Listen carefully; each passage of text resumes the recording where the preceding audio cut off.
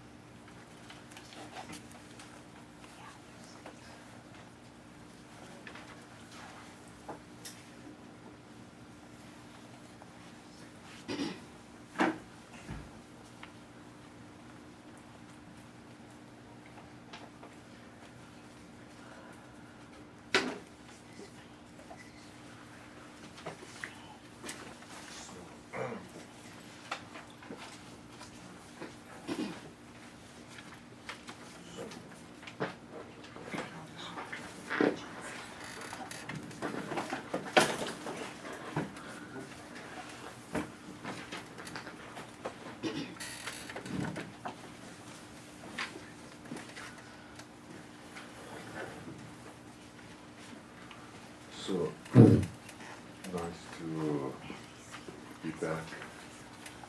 And last year, at the same time, I came around this time. Yeah, something like that. January, okay. So, we'll do a short prayer at the beginning. And then I will go through some more talks. And then maybe we have a good to have some question and answer interaction. Okay.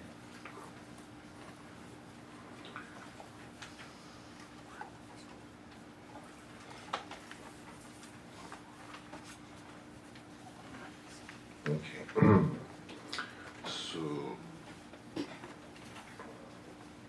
So this is in the refuge in bodhicitta.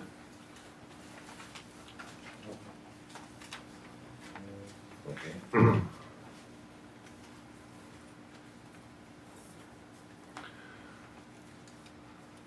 And this prayer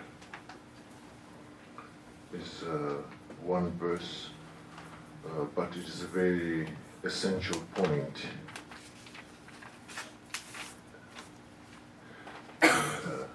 How, as the individual person, emotionally connect with the Buddha's teaching, and this verse is an expression of that. Okay? You can connect with the Buddha's teaching philosophically.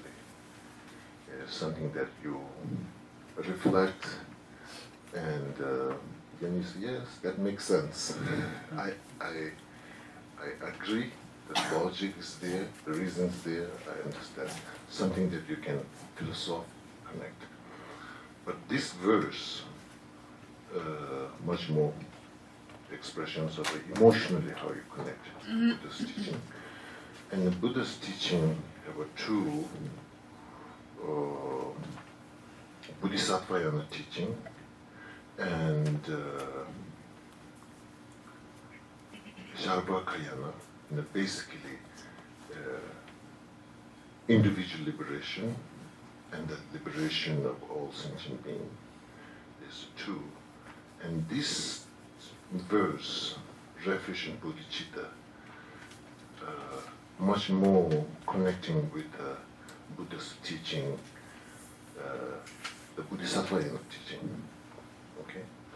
This Bodhisattvayana teaching is flourished in Tibet, some of the Buddhist country, not whole Buddhist country, like Sri Lanka, Burma, Thailand, not necessarily recite refuge and bodhicitta, particularly bodhicitta practice, not necessarily it is well flourished into those Buddhist lineage, just kind of like two different lineage. I would say like two different flavor, okay?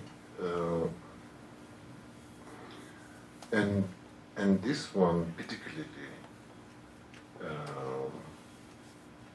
I think Bodhisattvayana teaching,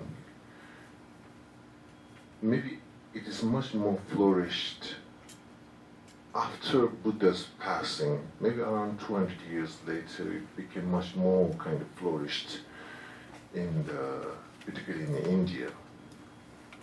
And then maybe after 400 years, then Ayya Nagarjuna, one of the great masters in, particularly we can say, Mahayana Buddhism, or sometime these days His Holiness expressed Sanskrit tradition and Pali tradition. Okay, this word Mahayana and Hinayana is a little bit kind of meaning I understood, but it's not so polite. Okay. Mahayana, the Sanskrit word Mahayana means kind of like a great vehicle. Hinayana means kind of lesser vehicle.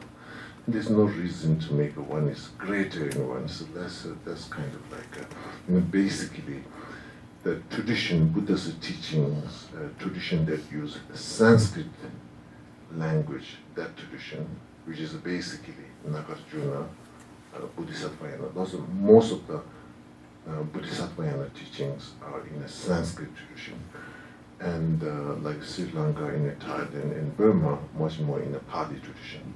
Okay.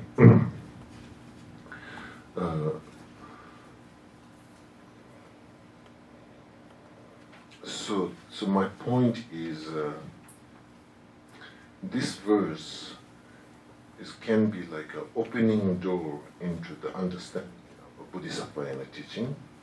And you can expand, and then also you can conclude back into this, one verse, whole Bodhisattvayana teaching, back to kind of like a summarizing, one which you can expand through this.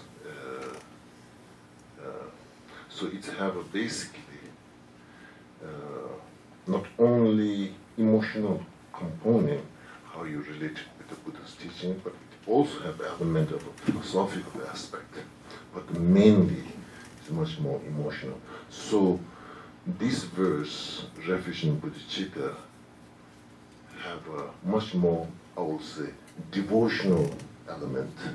okay, devotional element.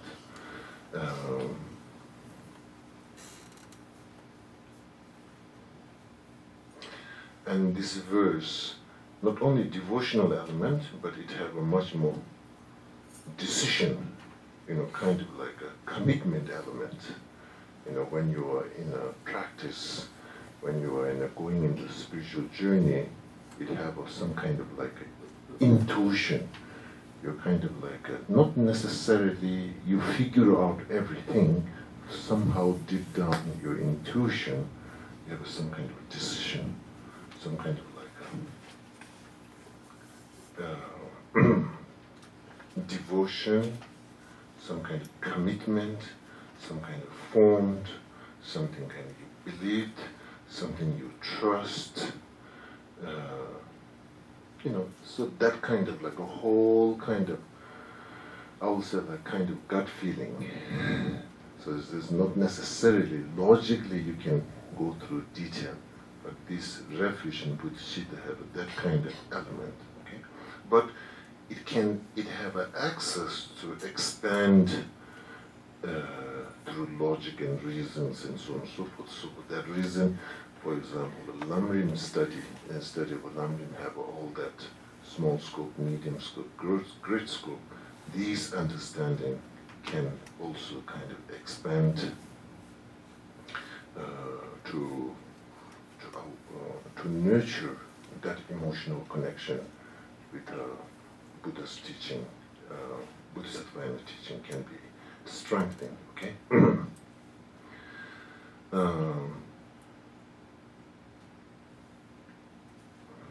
And traditionally, when you do this refuge and bodhicitta practice, there is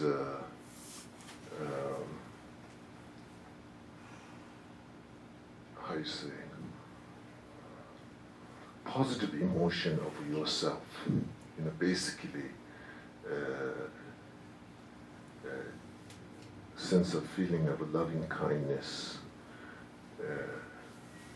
openness, that kind of feeling generating. Then based on a loving kindness and openness, and then there's a sense of feeling of engagement. Sometimes you can feel very overwhelming emotional connections, but then you have like where you direct the energy. So refuge and bodhicitta have not only this kind of strong openness and loving kindness emotional feeling, but it have a direction for that energy and directing. At least it suggests, okay, so you have this kind of very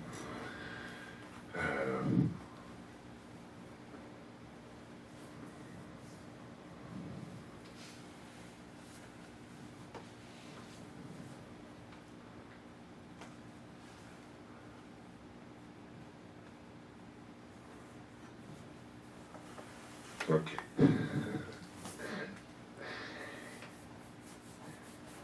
Loving kindness we need to generate not only for our pets and nice things. The loving kindness have to be mainly generate the people who drive us crazy. Goes through our nerves. So this is so sometimes human beings are so difficult. So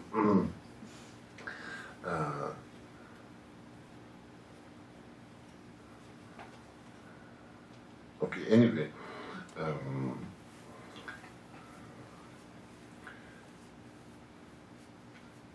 loving kindness and compassion are not necessarily detail-oriented emotion. It is much more it's much more very open vision emotion. When you say attachment and anger and hatred, they're very narrow and detail-oriented emotion. And that's kind of like a caught into one very specific things, and you're stuck there.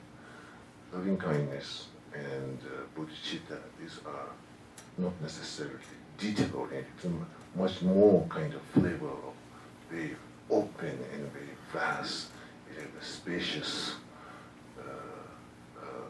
So, so once our human emotion kind of opens up, it have a space to breathe, it have a space to kind of like reflect, then it is a very, it can transform into a very positive perspective. Okay? Okay, so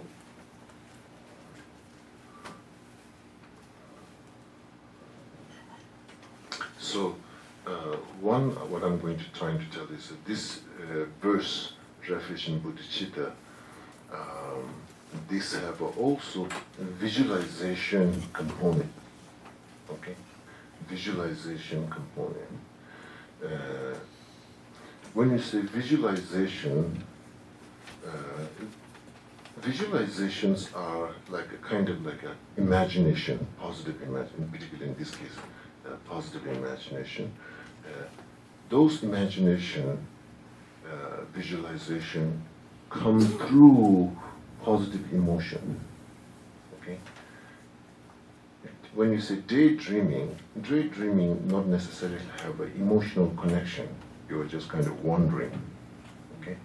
When you say visualization, it had to have an emotional connection, and visualization should arise kind of like naturally. Once we have a strong emotional connection, I think visualization kind of natural. There's no limitation. It just evolves. Like for example, it is not, so anyway, devotion is in this case, faith and devotion and conviction, intuition, and these are the fundamental foundation for visualization. Okay, so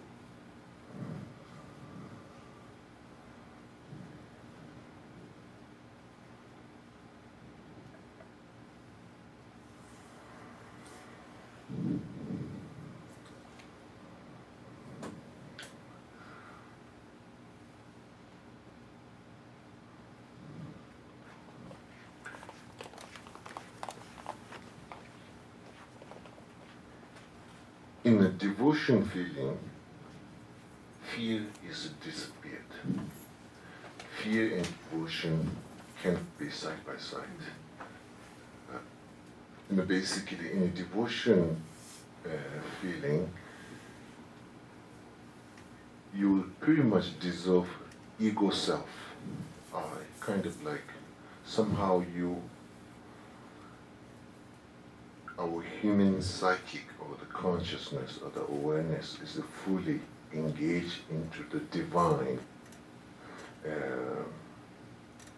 enlightened. It's kind of like it is kind of like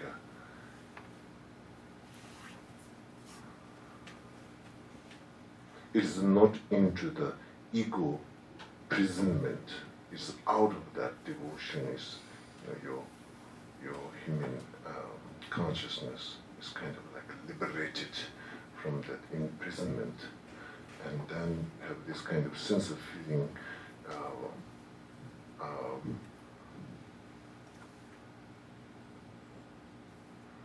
kind of like a space of a free from fear. Okay. And then through the state of that kind of fearlessness, then there's this positive visualization, imagination, and so on and so forth. Okay. So refuge practice is something that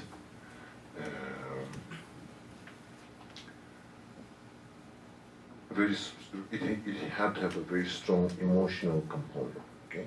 Of course, it have a philosophically it can be established, explained, and understand, but also this emotional aspect. Okay.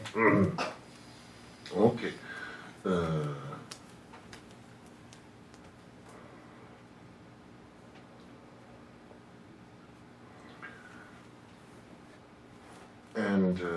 this refuge and bodhicitta practice is also, basically, when in your life, when you're going through a state of a fear, a state of uncertainty, and these kind of, and so then if you kind of like looking for spiritual, has a spiritually way to kind of protect yourself or transform that kind of like a fear, then I think even just reciting refuge and bodhicitta, just kind of reciting, that's also, it's in Tibetan tradition, when we do this one, when you go through kind of fear, like for example, in an airplane, sometimes the airplane shakes very much, then you take refuge.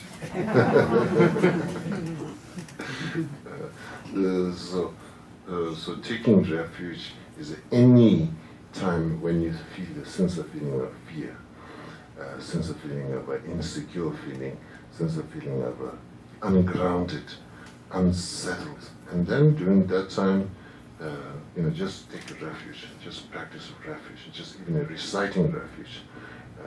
If you have like a Buddha's image, just kind of like just being in front of that and just recite refuge and bodhicitta, that kind of like engagement can help to liberating from that fear. Okay. Okay.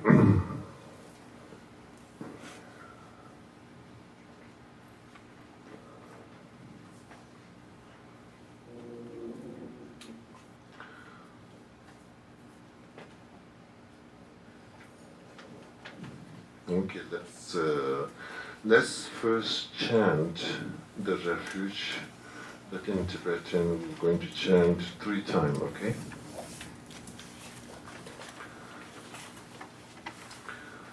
Sangye Chödang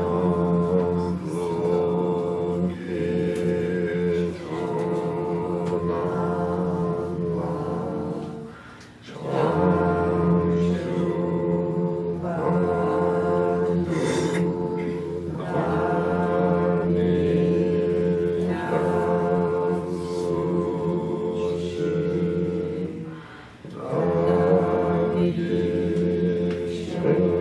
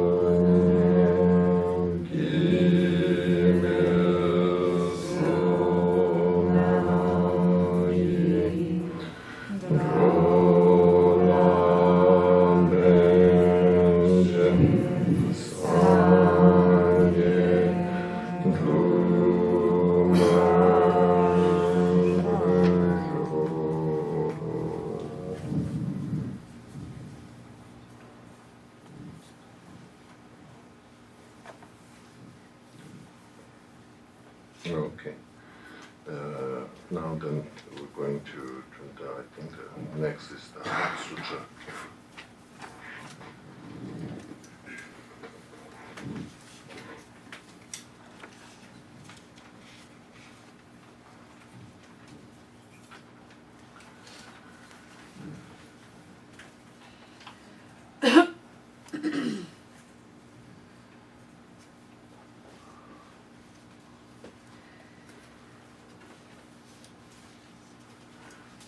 And this sutra, I usually recommending for people when you have a like obstacle in a life, something doesn't going well. I mean, let me say this way. And traditionally, Heart Sutra is almost like a daily practice, a daily recitation. And this sutra, the way you recite this sutra is you cannot read like you cannot read this sutra like any philosophical text or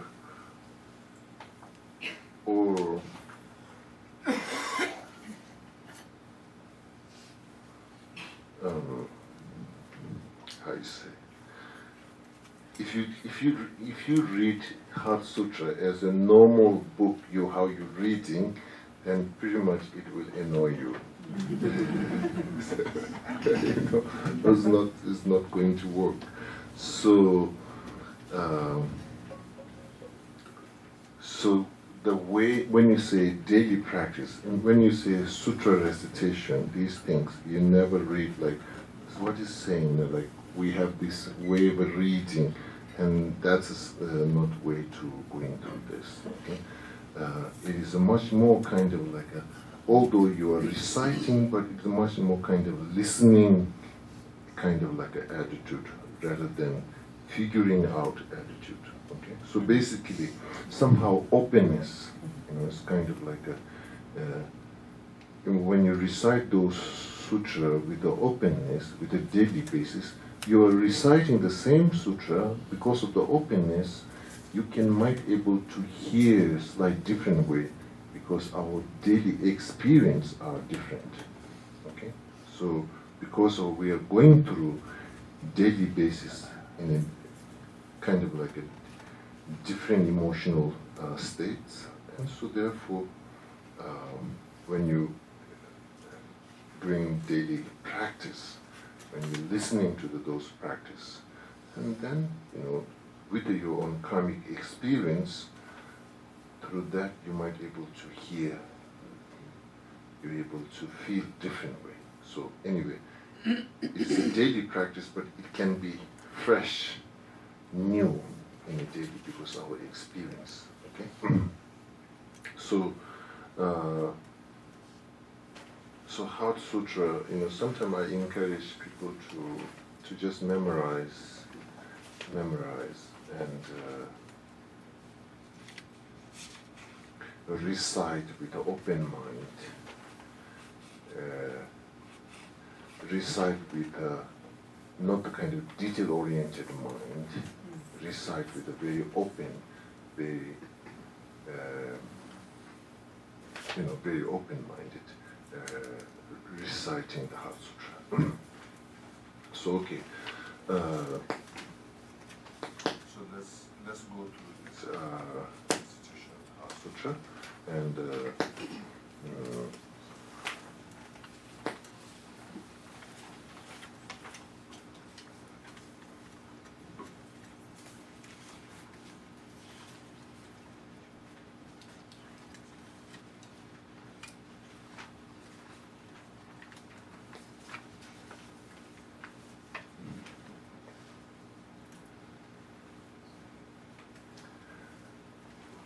I prostrate to three noble bearers one.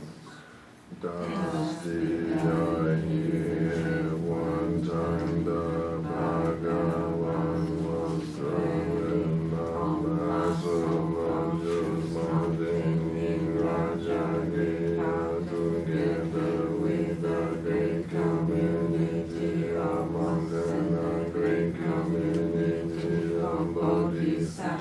In the time the Bhagavan was observing the concentration of the category of phenomena called perception. Also at the time the Bodhisattva Mahasattva Ayavaloviteshvara Bhagavana very practice of the profound perfection of wisdom.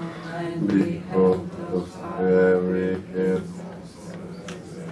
of inherent nature, then through the power of Buddha, the Rinpoche, send this to the Bodhisattva, Mahasattva, Ayavaloviteshvara.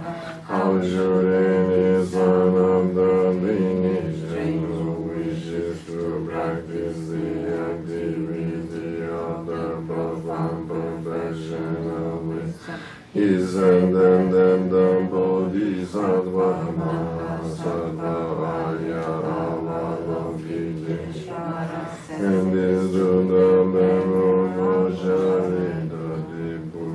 Shariputra in his son of the lineage or daughter of the lineage who wishes to practice the activity of the profound perfection of wisdom should not accompany like this correctly and repeatedly behold having given also is empty of inherent form is empty, emptiness is form, emptiness is none other than form is also none other than empty.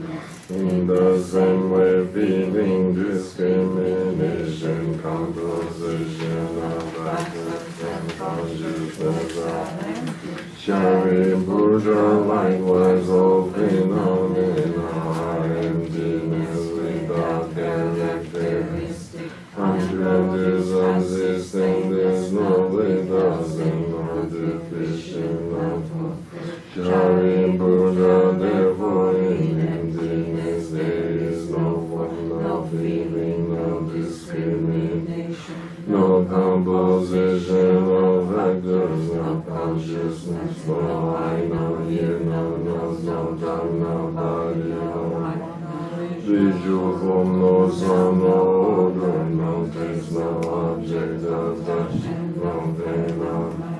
There is no I element and so on, not to including no mind element, no mental consciousness element. There is no ignorance, no extension of ignorance and so on, not to include. No aging and death and no extension of aging and similarly there is no origination, succession and there is no exalted wisdom, no attainment and also no knowledge. Shariputra, therefore, because there is no attainment, Bodhisattvas rely on in the perfection of wisdom. The mind without observation and without having completely passed beyond it. There is the end point of nirvana. All the Buddhas who travel them 3 times also manifested, completely awakened to unsurpassable glory, completely enlightened, relying on the perfection of wisdom. Therefore, the mantra of the perfection of wisdom, the mantra of great knowledge, the unsurpassed mantra, the mantra equal to the unequal, the mantra that thoroughly pacifies all suffering, should be known as true since it is not from the mantra of the perfection of wisdom is declared. Dayada gati gati paragati parasamgati bodhisattva.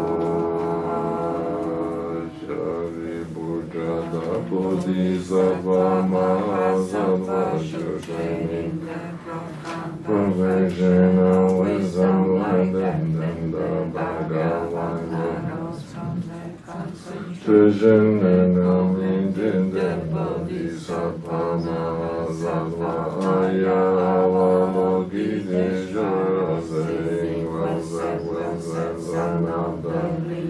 it is like that, it is like that, one should practice the profound perfection of wisdom, just as you have indicated, even the Tathagata, the Bhagavan having the spoken, the Brahma the Bodhisattva Mahasattva Avalokiteshvara and the surrounding India entirety Asuras and Gandharas and Avajara and highly praises spoken by the Bhagavan.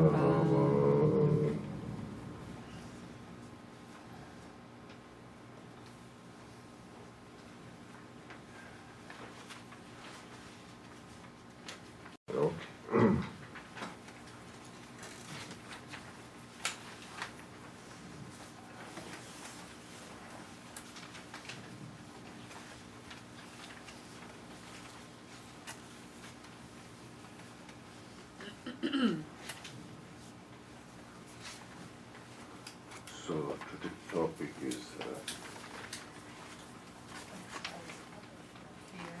fear. Yeah. This daily topic, maybe. This is the daily topic.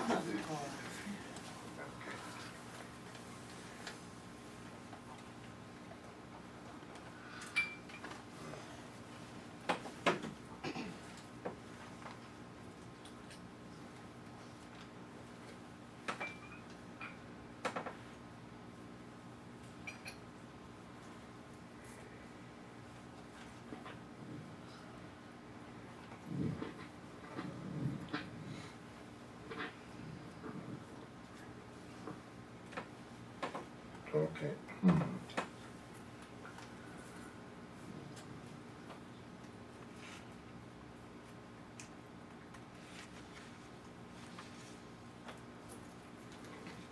You know, one time I was flying from Kathmandu to Varanasi, and His Holiness was going to give a Kala Chakra. And I was in quite a long time in America, and then I was kind of excited to big gathering and to meeting all the friends, and there's lots of excitement in my mind. Like excitement and also expectation. You know, like I want to see this, I want to do. So it's kind of fixated. And that kind of like I was going through. So then I was in a take-off airplane from Kathmandu to Varanasi. It's just like 45-minute flight. So it was kind of like a foggy, and usually the airplanes in Nepal they are kind of like a little bit. So it's that once it take off for 45 minutes, it was from what I was thinking when I reflected. I mean, there is some turbulence, but I think more turbulence is in my own mind. So it was I was going through, and so it's kind of like the usual turbulence, but I'm emotion and my thoughts are making the magnifying, and what happens, I can clearly remember, that they're trying to serve food in some, and next to me there's one person, and this I said, no, I'm not going to eat. And the next person, he took it and he ate it, and I was looking like, oh, how he can enjoy airplanes is still shaking. All thing the story in my mind. It was just that.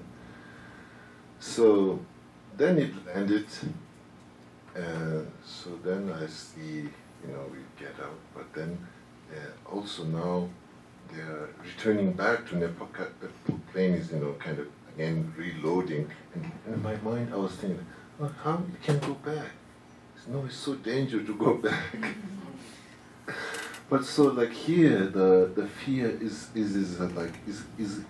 created this reality. This reality is like, okay, the food have no taste, or the air hostess should sit down, or like it's not going to make it, or all the fear makes this whole this kind of story plays at that moment. And that moment, that become kind of really reality. And you're seeing this kind of like reality that you created by yourself. You believe it, you buy that, and it's like, it's 99% you just created, you projected, and make us so scary. It's so scary. Do you like? No. Did you made it that? I think yes. Voluntarily. Nobody asked you to do it, but this is the mind that makes that story. And then, basically, usually we will say somebody is driving me crazy. But that when fear when we experiencing fear, I'm driving crazy myself. Basically, when you say fear, it's basically, I would say 99%, I'm driving nuts myself. So anyway, then after I kind of, my wisdom slowly wake up. So we landed and we had to take a road trip. And then I'm kind of trying to reflect. Usually I wasn't, and I have not, that specific time I have scared to fly, but usually I'm no problem to the flying. I don't remember that very clearly. And then I'm kind of like, why that day? Why that short flight, and why? Well, then I'm trying to reflect.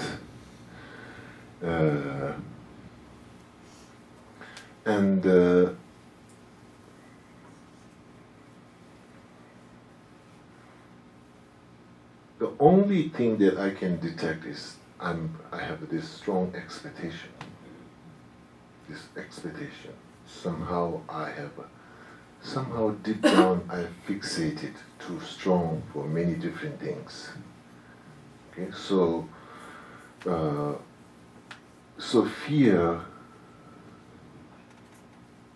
have when there's an expectation and a string attached for some whatever reason, then basically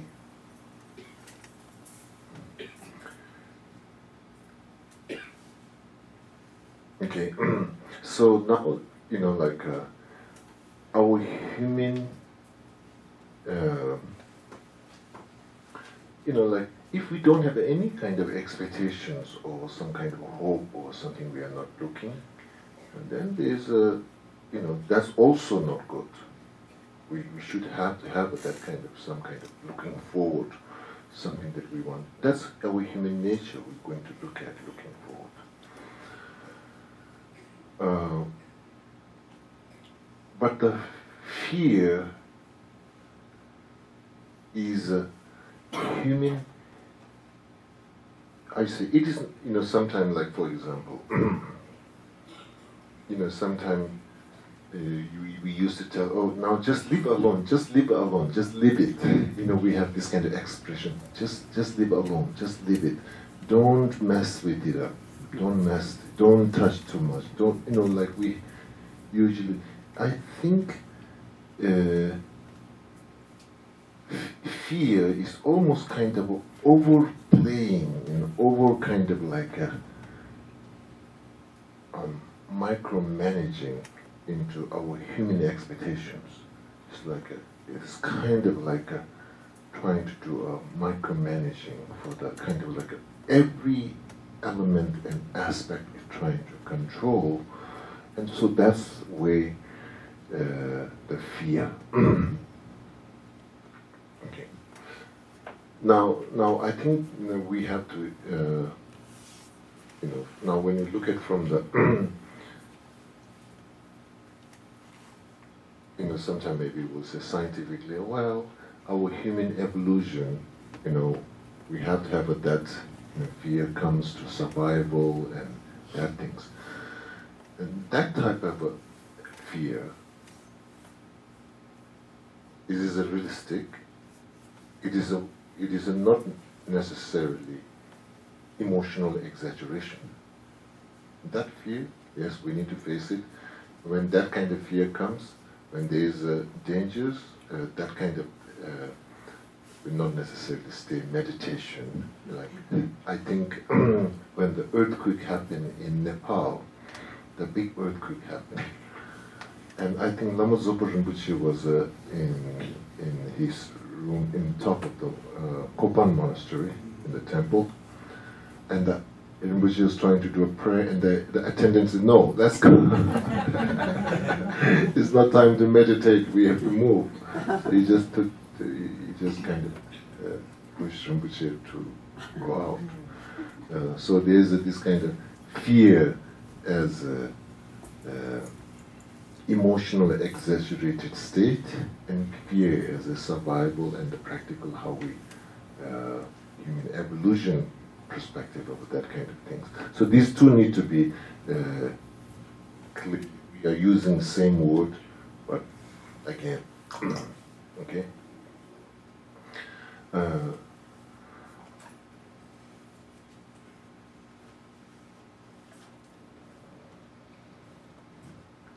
Then again, now let's look at into our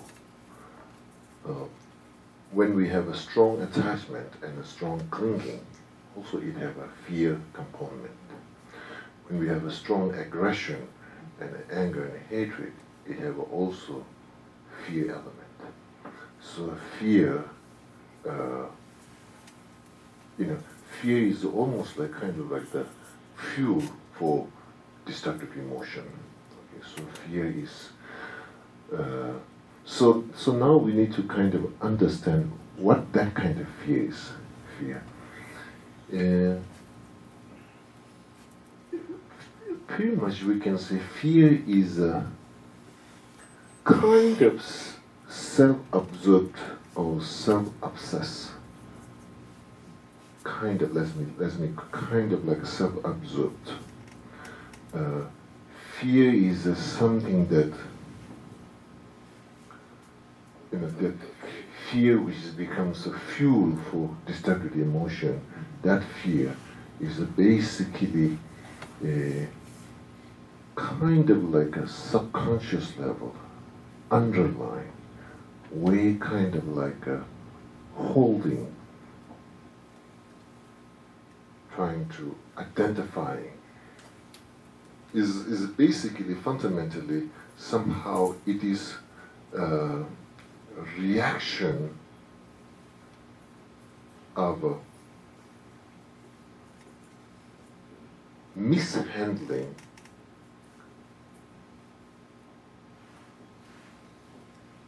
or emotionally misunderstanding of self or I. Okay? So it's kind of like a mishandling or misunderstanding or state of not necessarily state of confused, but state of a kind of emotional chaos related with the self. Okay, so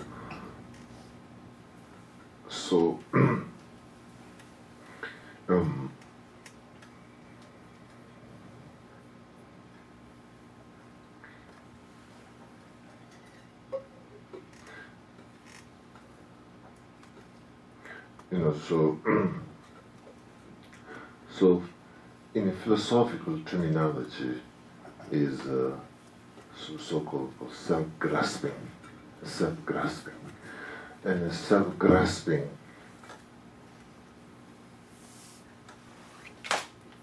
is kind of like a mismanaging of a self. It is kind of wanting to take care, wanting to do something instead of helping. It is a kind of like a misleading or hurting.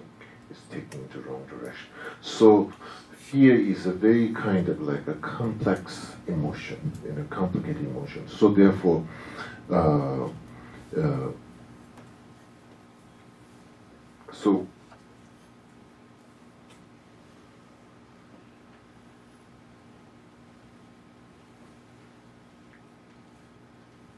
so sometimes I feel fear and faith is one coin and two sides. Two sides of a one coin. It's not two separate. That same, it just went through wrong direction. It just took wrong exit through. So it becoming kind of fear. But that energy itself, we can transform into the conviction. That energy itself can transform into fearlessness. That energy itself can transform into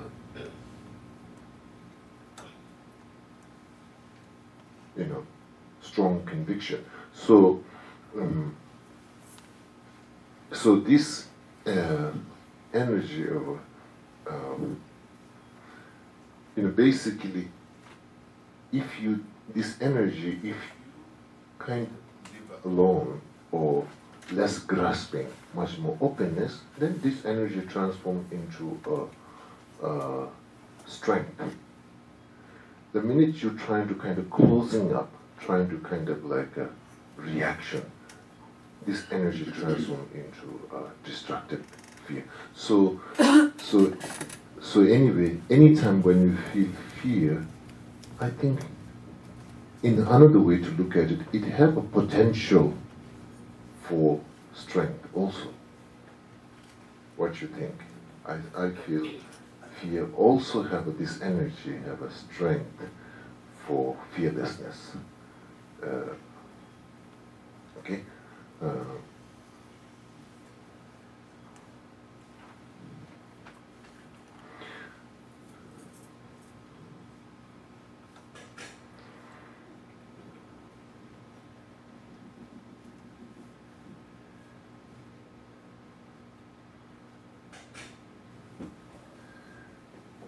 I'll tell one story I heard from one of my friend Geshe, who lives in France, and they're escaping from Tibet, 1959. And they're crossing through evening. Daytime they cannot cross, so they have to cross in nighttime. So the guards cannot see. So they're going through kind of like a gorge or canyon. What do you call it? Yeah. Yeah. And one side. Yeah. At the one side there's a military base. And one side is like huge, so there's no way they can go this side of the hill, so they have to cross through the river and then get to this part of the hill. So they went through evening, the nighttime, then nightfall, so they crossed the river, and they never thought. While they're crossing, then there's birds and some So they scare the birds, and the birds started making noise. It alarmed the military base, so they started shooting for them. So they survived the shooting, so they're able to cross. They are so scared, so they're able to reach to the next part of the mountain. So I think the three of them together. So they all of them, and nobody got hurt. So they're so happy to stay alive. So they came here, that part of the mountain. So now they have the only option to climb up, vertical climbing up.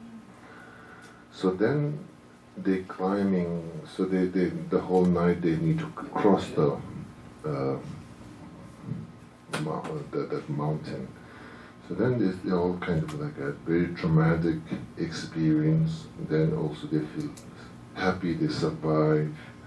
Now they have to, hurry up. We need to cross the mountain before sun come up. So they are like quite tired, and then so they're climbing up. They're climbing, and while they're climbing, they saw again God another side of the mountain where they're going the same direction. So then they discuss, so what we're going to do now. We cannot go that way.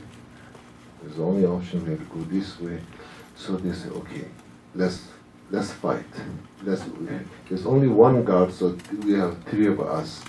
So they decided, okay, we're going to face it and fight. And they do, there's a military guard up there, so they thought like, they have nothing, don't know what to do. There's only that's okay, let's do it. So they went, they climbed, and then they kind of slowly. When they came close, it was a stone. It was another. It's a big rock standing, and when they came close, then they're all laughing. First they say, okay, we're going to fight. They decided, oh, they're going to fight. And then they said, when they looked at it, the fear made God moving, waiting up there. And they said, like, not only all three of them, then they said, yeah, I saw. Yeah, so the mind, based on that fear, even it transformed the senses consciousness, really seeing this military guard with gun and waiting for them. But then once they arrive over there, then they say like, they are laughing, they don't know cry or laugh, or there's like because it's just big stone. There's one big stone.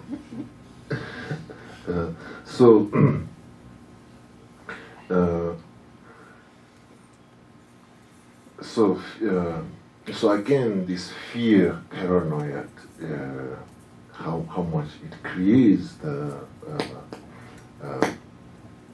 illusion and these things. So basically.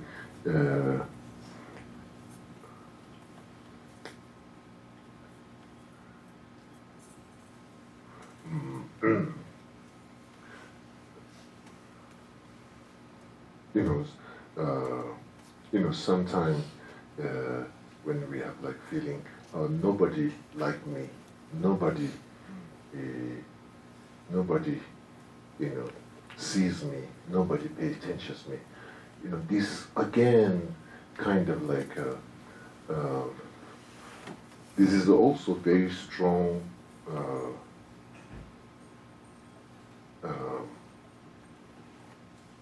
Fear, all this fear and paranoia, fundamentally, it is a basically lack of receiving compassion, or lack of a sense of feeling of loved, carried, and so lots of our human fear. This paranoia, this basically lack of compassion feeling. I think that's the ultimate.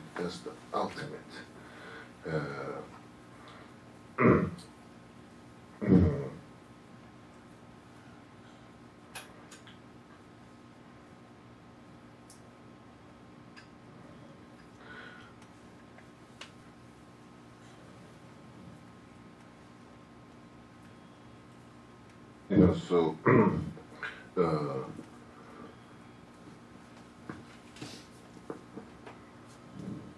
so basically, lack of receiving or experiencing loving kindness and compassion, then that leads only option fear, and that makes illusion and reality something you project and you believe it, and that creates all the rest of the problem. Okay, so really, the way to overcoming fear is some way to loving kindness and compassion. That's the, I think, only the answer.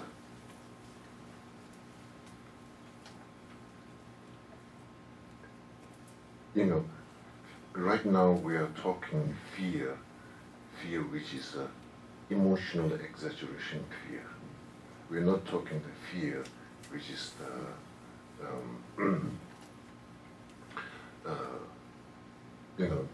survival and all that things. But anyway, in both cases, however,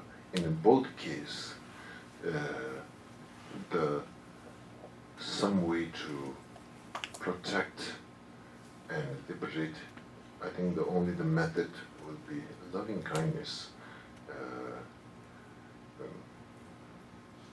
in the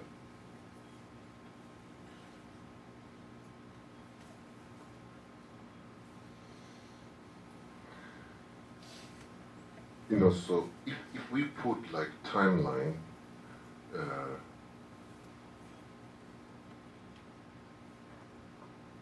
self-grasping, then fear, then affliction, then negative action. Okay? So what we can do immediately, not necessarily way to kind of overcoming the self-grasping element, but instead of before fear interference, I think there is a loving kindness, compassion, loving kindness and compassion. And then that will naturally reduce the fear, and that will naturally reduce paranoia, that will naturally reduce fixated reality. Basically, the danger part is the fear really makes that, projects that fixated reality. That kind of like, it is like basically seen as a nobody likes me. Basically fear kind of like how you say this, sometime in medical, this is like attacking your own immune system, what you call that? Autoimmune. That fear is exactly that kind of things. At the end, it's attacking its own self. Okay? So here,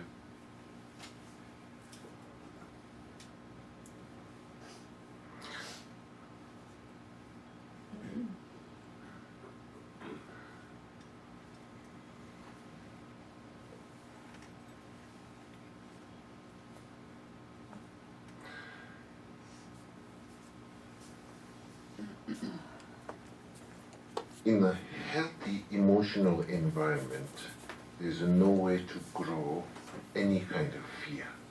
Okay?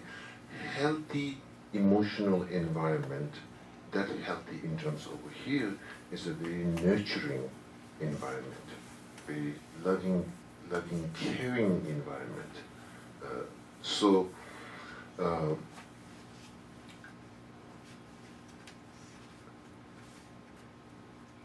therefore, I think in today's world, this expression of self-compassion, I think is really, it is an answer for all the fear and paranoia.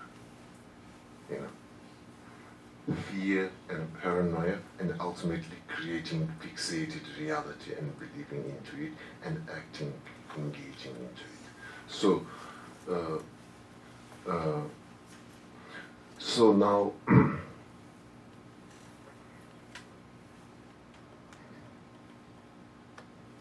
so here, what we are discussing is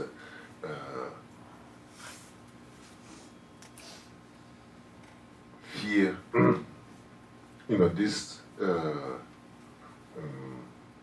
Basically, self-doubt.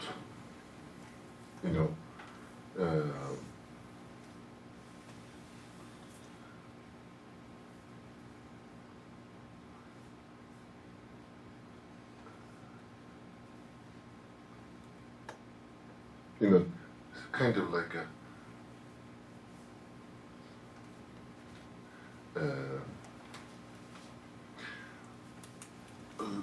self-doubt comes due to lack of positive self-reflection. Self-doubt comes from lack of positive self-reflection. Do we reflect? Yes, we reflect too much negative self-reflection. So when you're talking about the self-compassion, it is basically positive self-reflection. I think is the fundamental foundation for self-compassion. Okay. Now, when you say positive self-reflection, is basically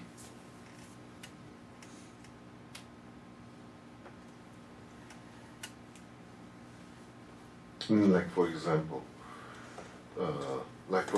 in a Dharma practice, like we're going to do our own daily commitment and daily practice.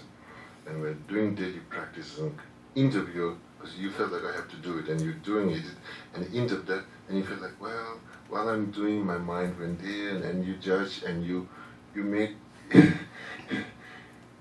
you give negative evaluation. But there's also space for positive evaluation, but we'll pretty much never give positive evaluation. Somehow we kind of went through negative evaluation. Okay. Now again, there's a window in space to rejoice. At least I did the practice. At least I did a good intention. Maybe during the actual practice, maybe they did something, but the intention was really good. I thought my empowerment, I thought my commitment, and the intention was good. There's lots of fundamental point of the commitment. There is lots of space to rejoice. But okay, so now the question comes: why we human choosing, although intellectually we see there is a space for positive reflection, but instead of that going through the negative reflection, the only thing answer can come in our minds, because that negative was more loud. It is much more loud. That distraction was much more loud. So I am not able to avoid.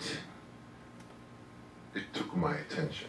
It's almost like the TV commercial. Then suddenly it's more loud.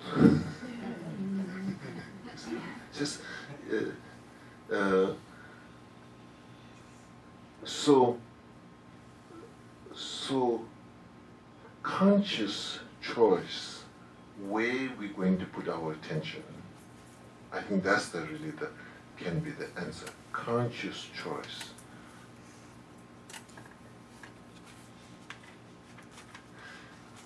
And also, tension maturity. Sometimes I feel like, sometimes something can be very loud, but then you say, instead of taking attention, it will push away intention, isn't it? Because due to maturity of your attention. So anyway, the key point over here, what I'm saying is fear. Way to overcome fear is like a more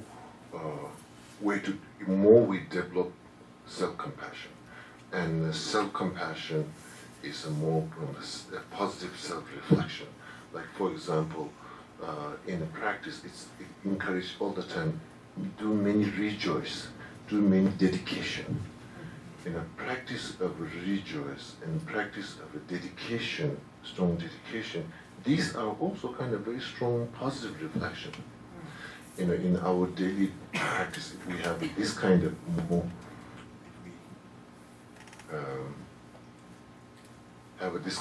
reflection, these are nurturing condition for self-compassion. A nurturing condition for self-compassion. Okay, so self-compassion over here is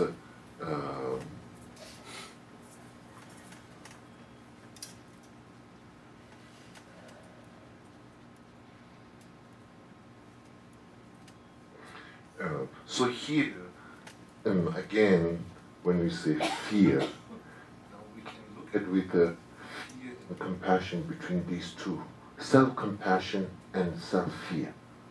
What these two looks like. Are there two sides of one coin, or what's happening here? There are two different things. So again,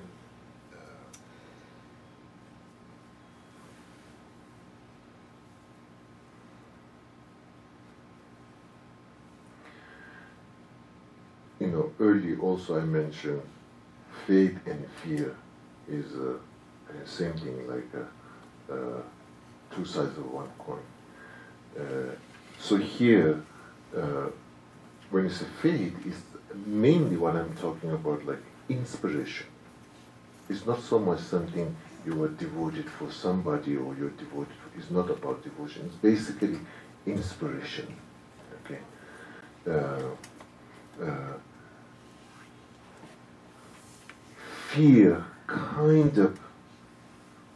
Fear is basically lack of inspiration, lack of hope, lack of direction. You see kind of like a dead end. And based on that sense of feeling of a dead end, you project very negative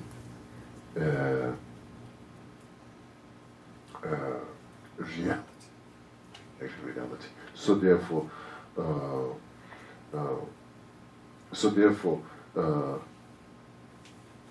inspiration.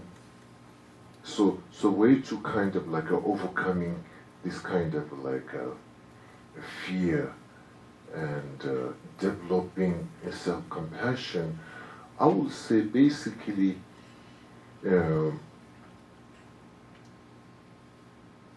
some motivating. For example,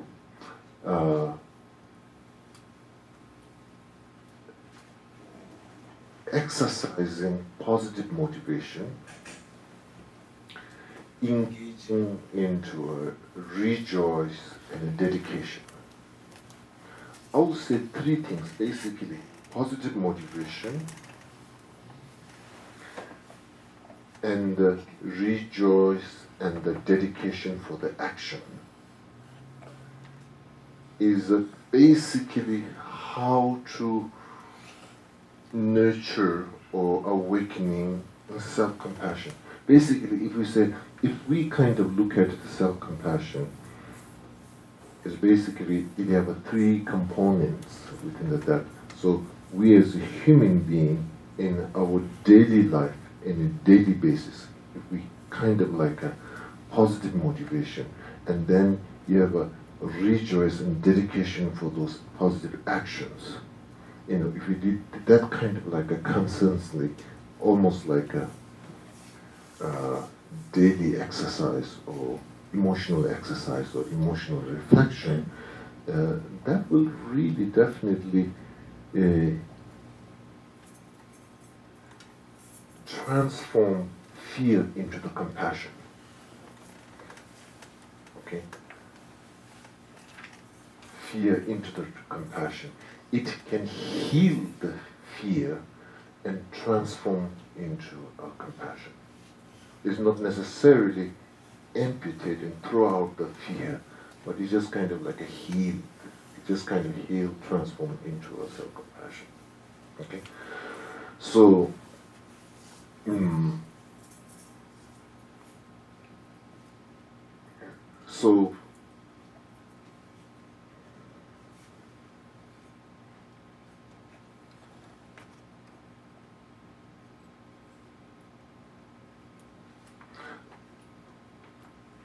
so basically,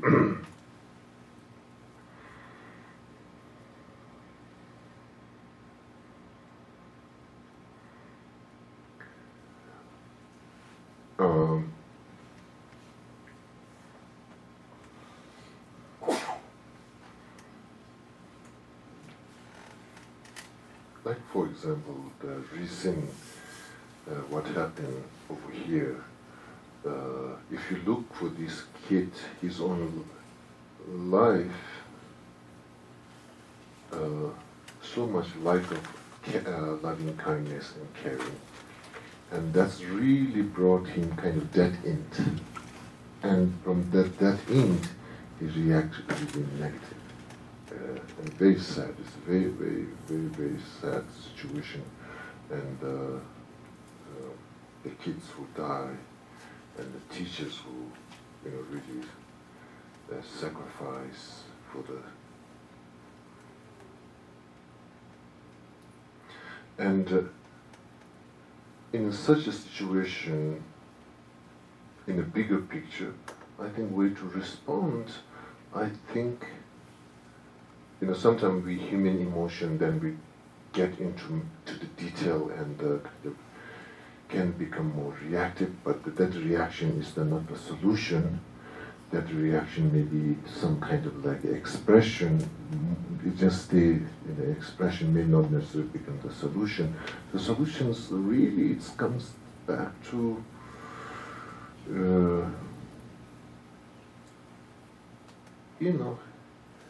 healthy family environment, how to create loving, kind, caring environment, and it's like so anyway, I think we human beings learning through a very hard way, and I think I really hope and feel much I trust in future we will as a community, as a human being, not necessarily seen from the religious point of view, but as a scientific and practical point of view, really we will naturally focus into the loving kindness and compassion. Maybe sometimes the loving kindness and compassion, it's the religious kind of things. It's not kind of things. We human, we human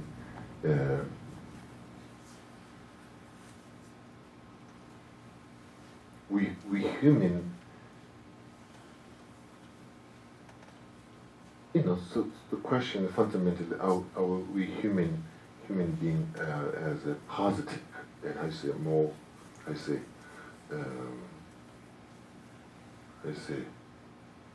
more peace nature. So human nature is a positive or not. now even you hear many times this always discussion with the scientists, and they say that human nature is a positive. Human nature is a human nature. Human nature is not designed to become violent. Our human nature. So it's some area that we as humanity kind of unfortunately didn't give enough attention, and now we are facing this kind of challenge.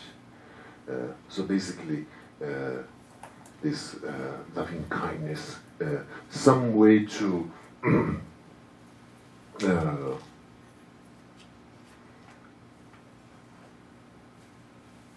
so basically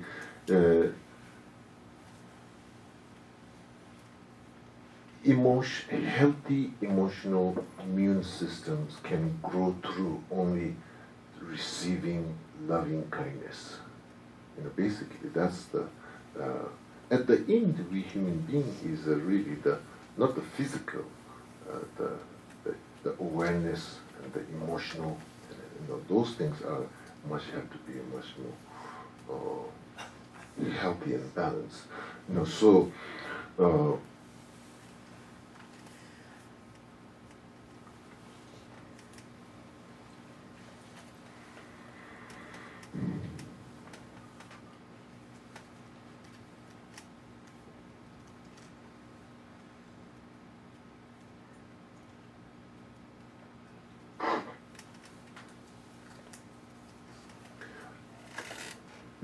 So going back to the concept of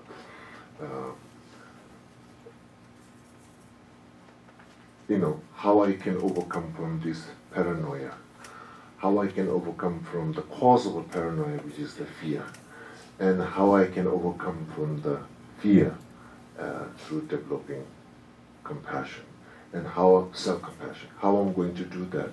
Basically, positive reflection. How going to do a positive reflection? I should do 4-week program. Now these days, I'm in a 4-week program, this and that. So maybe sometimes we need to put together. Okay, I'm going through this lots of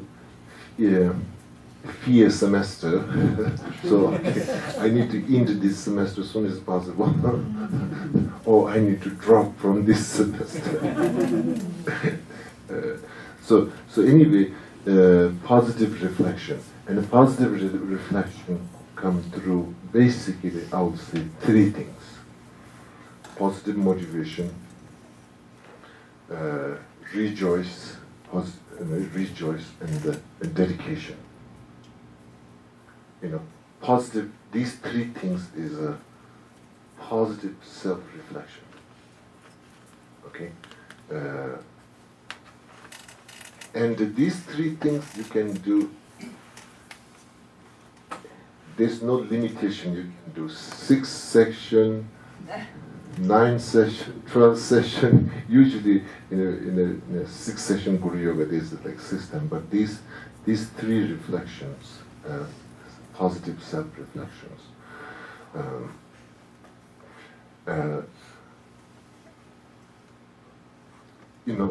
What is the obstacle for these 3 positive self-reflection? Only what you need to pay attention is the habit.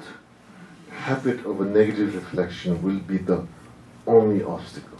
So therefore, although you can kind of make a 6-session or 4-session of that kind of 3 positive self-reflection, but one thing is like a constantly pay attention that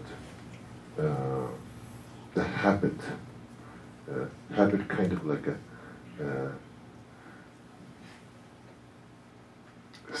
kind of interfering. So basically, kind of like a changing the culture. How we're going to change the culture. These 3 self-reflection if you put with that discipline or commitment, sometimes basically the way to changing habit is the discipline and the commitment. And discipline and the commitment, way to developing discipline and commitment, it's at the beginning like precepts, like okay, for 3 weeks I'm going to commit it. Sometimes when you're making discipline, you go like, oh, this I'm going to do until I'm going to end, until my end of my life. That's too far. So it's a very good, slowly you can grow that, but at the beginning you can say like, okay, for this first 1 week, I will really pay attention to, I will keep, positive, these 3 positive self-reflection, I will do 6 times a day, or something that you have, and then you witness yourself. You witness yourself. Okay, I did that. Is there any change? There's no change. Then you have to be true to yourself. If you see glimpse of something different due to these kind of like positive reflections, then that can lead to the quality of the 3 positive self-reflection. Then you can move from next to the quality. First, just the quantity. Just that you have this 6 sessions of 3 positive self-reflection. Motivation, positive motivation, and that things. And because sometimes what happens is that we have like, immediately jump into the quality. I want to have the best motivation, the powerful motivation, and this kind of losing patience and wants to change immediately, very quick, instant change. And these kind of like impatient also can be interferes. So, kind of take some kind of a patience and discipline will protect your positive self-reflection. Okay, you need to pay attention with your discipline and pay attention to your patience. And then I think through that, then, kind of like making progress of quality motivation, quality dedication, quality rejoice. So basically, then the healing. Basically, you become your healer. Sometimes we want to go to see healer. I want to see healer. Ultimately, somebody externally, nobody can heal us. And we, this Buddha saying like, I'm my own teacher, I'm my own protector. And I think that's exactly, ultimately, we have to, and this is the only option, we heal our fear into the compassion, our closeness heal to the openness. Okay, so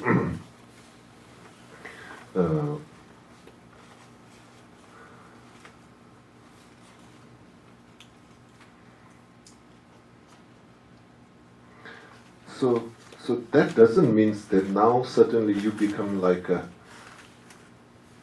how you say, never get kind of losing your temper and all that. Doesn't, we human beings, yes, sometimes we lose temper, sometimes we react. Yes, we will go through this whole thing.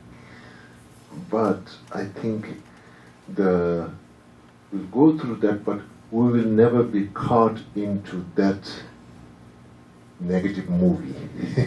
We'll not get stuck into that. What you call this? Resilient. We fell down, we'll get up and get back together.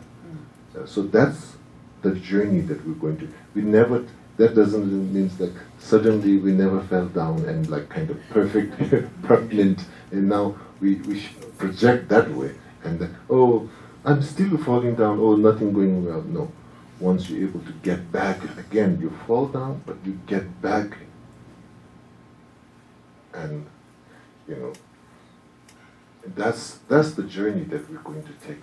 The progress we'll see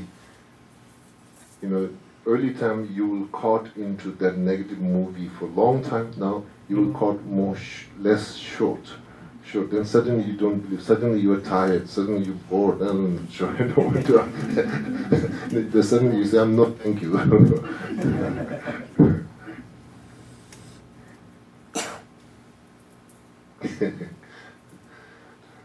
When I was growing up in India, in India we like Indian movie very much. An Indian movie, you have to spend 3 hours. Pretty much the day will go for one movie. And I remember one time, there was one friend, I said, okay, we have to kill the time, so I said, let's watch the Indian movie. And my friend said, no, it's a 3 hour, I cannot spend. No, thank you. So maybe then suddenly you said like the fear, oh no, thank you, is too long, too long kind of movie. Thank you.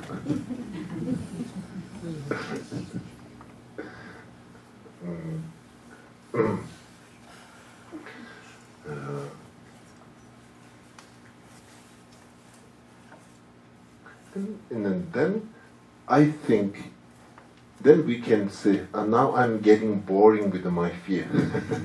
You can tell you're too boring now. Usually we don't tell is boring then because every time we're adding something. Okay. Then once we have this kind of another positive reflection, and then we can say, this is really boring. This kind of expression can,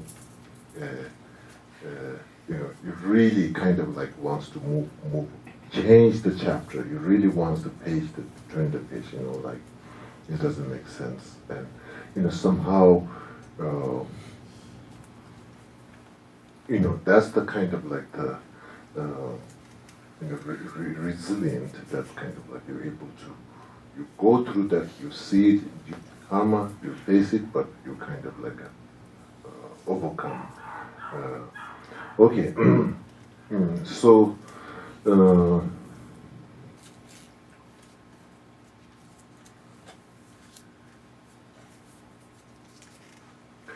now these three, the positive self-reflection, the positive motivation, and the rejoice and dedication, is a kind of ultimate meditation. This is the ultimate meditation. You don't need to find, okay, I did this, now I'm going to do my meditation. No. Your meditation is nothing different than positive motivation, reflection into the positive motivation. Your meditation is nothing different than rejoice. Your meditation is nothing different than, these three positive self-reflection is ultimate, your own daily meditation, you can say. If we do these three self-reflection in daily basis, that will become our daily meditation and ultimate daily meditation. Okay.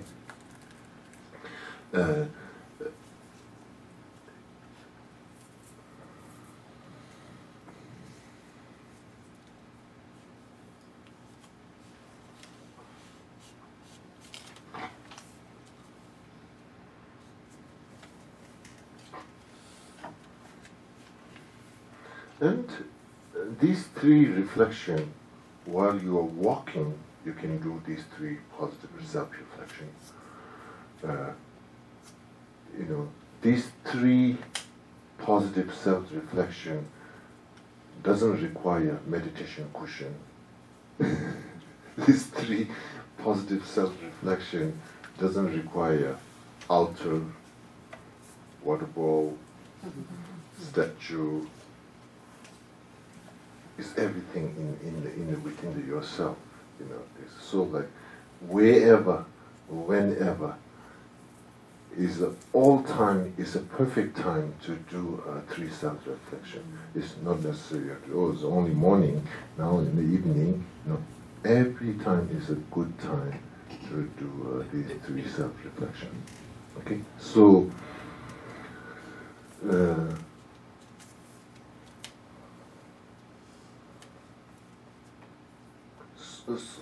once we kind of positive self-reflection, you see opportunity of a positive self-reflection wherever, whenever, wherever, then I think then you become,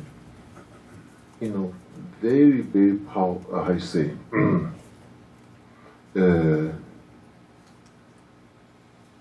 conducive, positive, I think that's, like,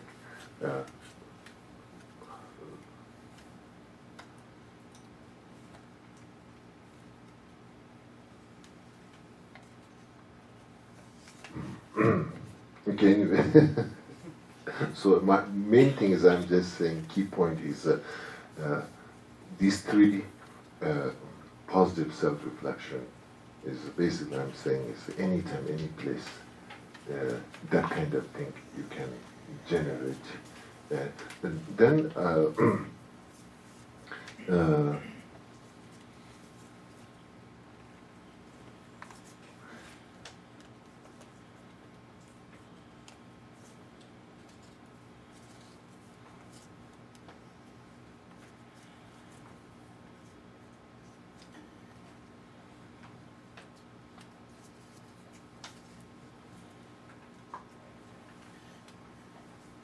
okay, anyway.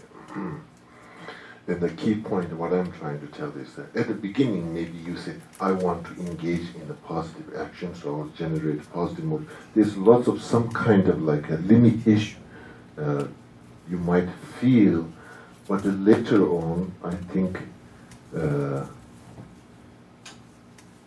universe may nurture your three self-reflection, that you don't have to kind of go and engage your experience of a world, your experience,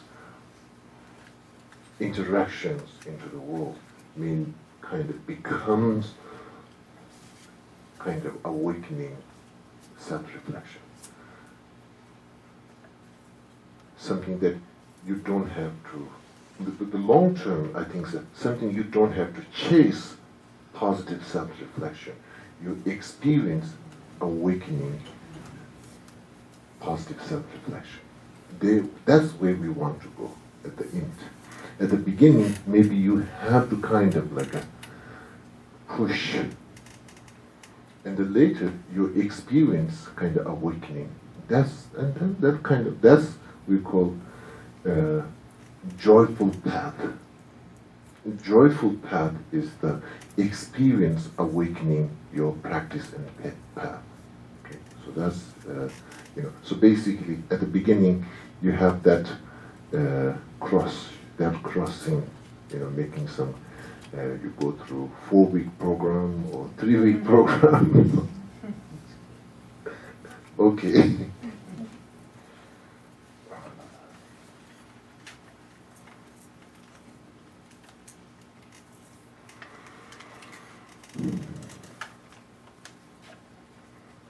And then, from the practice point of view,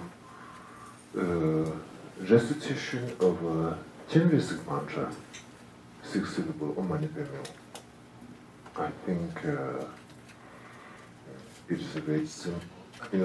Some mantra is very long and difficult to recite, but this 6-syllable Chinese mantra, Buddha of compassion, this mantra, I think.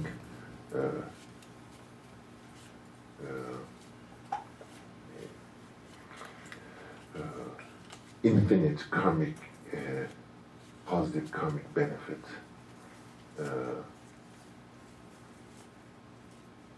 I think if you can commit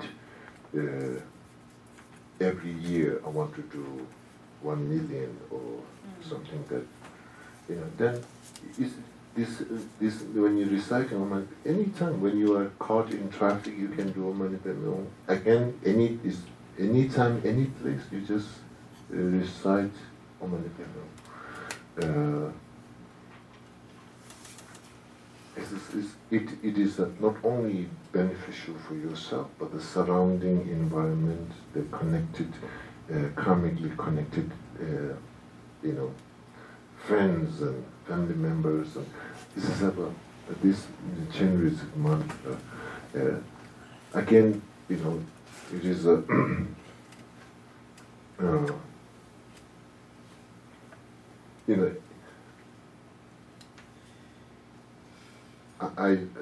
like, it's mostly you need to kind of like go through, how this benefit happened, how I can see. If you ask this whole question, it's not necessarily I have an answer scientifically, but I think you just kind of like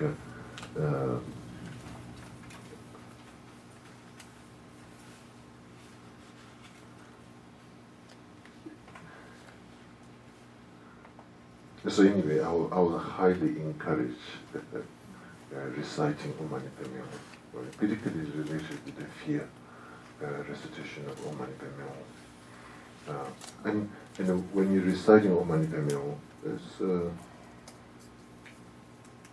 there's a silent recitation and verbal recitation. You can do either fine. Maybe in a public place, maybe you do silent recitation. If you're in a traffic or you're in a bus or public place, if you see lots of agitation. This time, summer, I was in France, and first I went to see one student to do some prayer in hospital. One very kind student, she passed away, and I went to do some prayer. And then I came back and I was so thirsty, trying to recite too much. And I told my friend, can we stop into the one cafe? So I went there and we ordered for, they're almost close to closings, but they get coffee and tea. I drink tea. And while we're drinking tea, I know the cafe is a little bit close to, they want to close. And there's some another people also, then they ordered tea. And then I think there's some misunderstood that he thought it was not going to close soon. Then suddenly they said, we're going to close you soon. Then he got so upset. And he threw from the table all the so I drink tea, but all the coffee he came to me. I smell the coffee.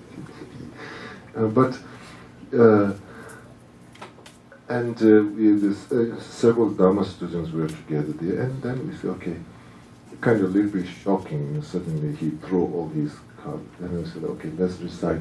We stayed there because we don't know what's going to happen. We just stayed there, and then I said, like, let's recite Om Mani Padme Hum. so we tried to do reciting Om Mani Padme Hum in the cafe while like there's chaos going on here.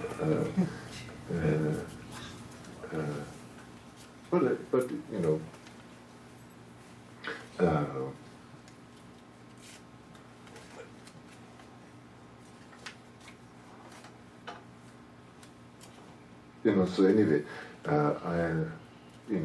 related with the fear, and when you see fear, when you see somebody's going through fear, when you feel fear, in such a kind of tense situation, I think also mantra recitation is also really good. Just to kind of creating subtle positive energy, vibration into the environment, reciting. And then, as an individual, if you can, every year you want to create, mantra, Om Mani Padme Hum.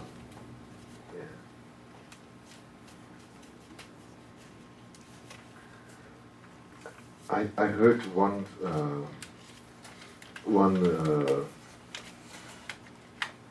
from one scholar, I think during 1700 or 1800, there's a Christian missionary came to Tibet. And his observation, he also thought, so these people who are living in this, kind of isolated place, in that he was a very amazed. These people, he thought he was really backwards because when he see the way they're living, lifestyle and everything, he thought it was really backward. But at the same time, one thing he was very surprised. These people really, he thought they are really into loving kindness and the compassion things. That was striking for him. This ambience or environment that people kind of talked about and expressed about and practiced about. But there's another way that he see also really backwards.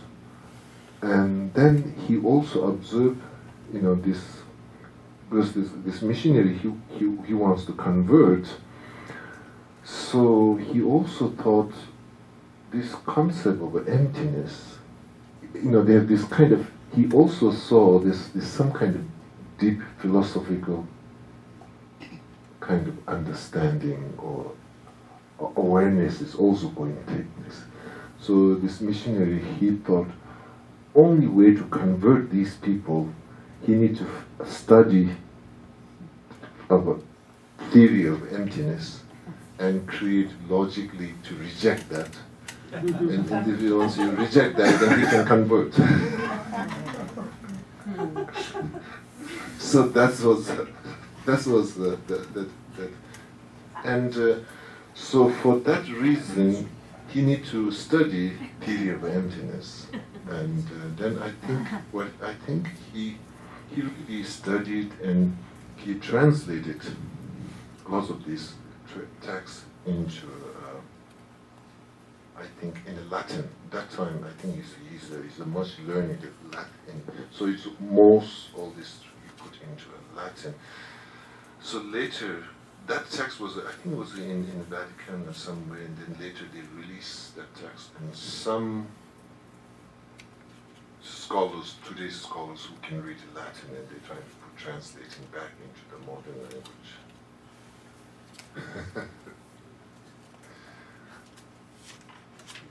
Okay.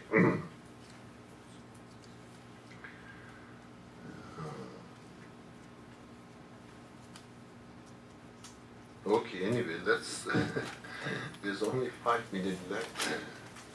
Let's recite Om Mani Padme Hum, okay? For 5 minutes, let's recite Om Mani Padme Hum.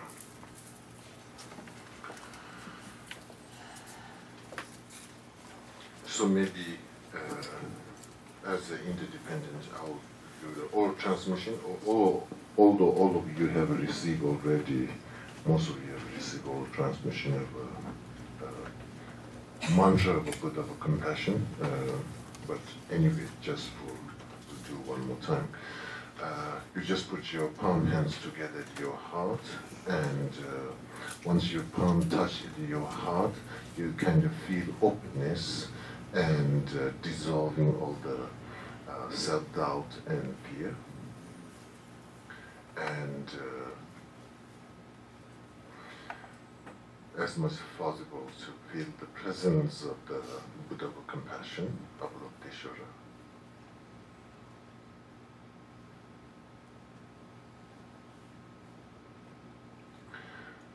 Chadong, Gulun, Gyuben, Gyabodon, Jandong, Gabodon, Busan, Gyadon, Kanga, Kandun, Temate, Dapa, Zumba, Jere, Sela, Zalo, Chadong, Gulun, Gyuben, Gyabodon, Jandong, Gabodon, Busan, Gyadon, Kanga, Kandun, Temate, Dapa, Zumba, Jere, Sela, Zalo, Chadong, Gulun, Gyuben, Gyabodon, Jandong, Gabodon, Busan, Gyadon, Kanga, Kandun, Temate, Dapa, Zumba, Jere, Sela, Zalo. So you just repeat after me this Buddha of compassion mantra, Om Mani Padme Hum. Repeat after me 3 times, okay? Om Mani Padme Hum. Om Mani Padme Hum. Om Mani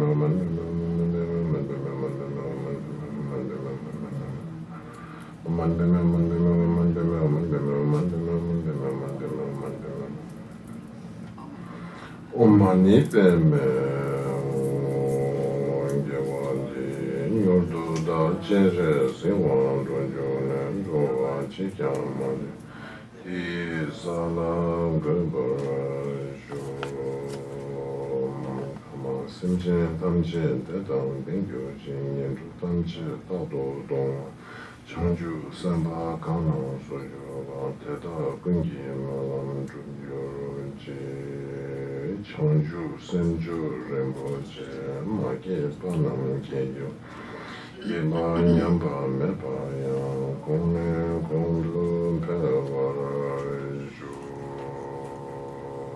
Om.